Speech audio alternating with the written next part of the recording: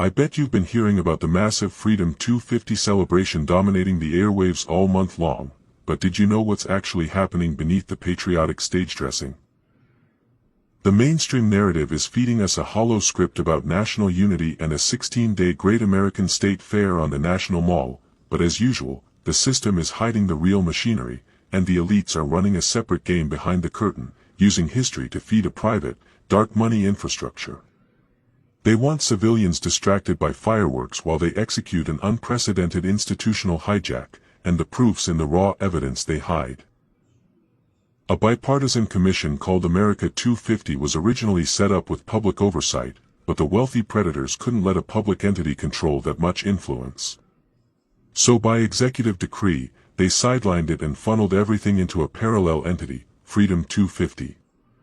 This isn't a transparent civic organization, but it's legally registered as a private Delaware LLC inside the National Park Foundation. By using a corporate structure, they completely bypassed congressional accountability and created a financial black box. Now let's follow the money trail. The Department of the Interior quietly diverted $68 million in taxpayer funds straight into Freedom 250's projects like the Freedom Trucks, while leaving the original commission stranded with a $100 million shortfall. Once public cash enters a private LLC, tracing the paper trail becomes impossible, meaning it's going back into individual pockets.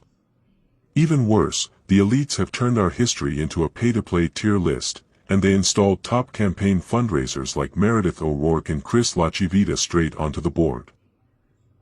They're literally selling access, like a $500,000 donation buys VIP seating, $1 million buys a private reception, and $2.5 million buys actual speaking time on the National Mall stage on July 4th.